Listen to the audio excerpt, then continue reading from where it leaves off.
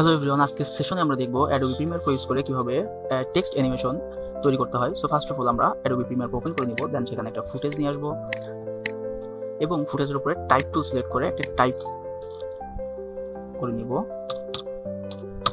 Text লিখে নিলাম। So এই যেটা টাইপ করলাম, যে টেক্সটটা নিছি, এই টেক্সটটা আমরা এখন একটু কাস্টমাইজ করে নিব। এখানে ডাবল ক্লিক করলে এখানে কাস্টমাইজেবল অপশন চলে আসবে। সো এখান থেকে ফার্স্ট অফ অল আমরা এখানে কি করবো, এই টেক্সটটার ফন্ট চেঞ্জ করে নিব। এর ফন্টটা এখানে দেখেন টেক্সট লেখা আছে, এখান থেকে যে কোনো ফন্ট আপনি ইউজ করতে পারেন। সো আমরা এখানে মনসার্ট ইউজ করছি। সো এরপর এখান থেকে ফিল্ড যেটা লেখা আছে, এখান থেকে আপনি কালার চেঞ্জ করে নিতে পারেন। সো টেক্সটটা আমরা একটু বড় করে নিই। এখন এখানে একটা ইফেক্ট ইউজ করতে হবে, যেটার নাম হচ্ছে ট্র্যাকম্যাট কি। ট্র্যাকম্যাট কিটা আমরা ভিডিও লেয়ারে দিব। দেওয়ার পরে যে ভিডিও লেয়ারটা আছে, সো এইটা ইফেক্ট কন্ট্রোল সিলেক্ট করে দেখেন নিচে ট্র্যাকম্যাট কিটা শো করতেছে। এখানে যে নন লেখা আছে, এখান থেকে আমরা ভিডিও লেয়ার যেহেতু 2 আছে, সো ভিডিও লেয়ার 2টা সিলেক্ট করে দিব। এই যে দেখেন আমাদের ফুটেজটা কিন্তু গায়েব।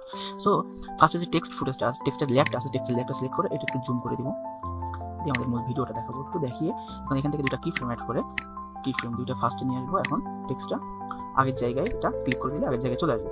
সো এটা দেখেন একটা সিনেমাটিক টেক্সট অ্যানিমেশন হয়ে গেছে। এটা যদি আমি ফার্স্ট থেকে প্লে করি,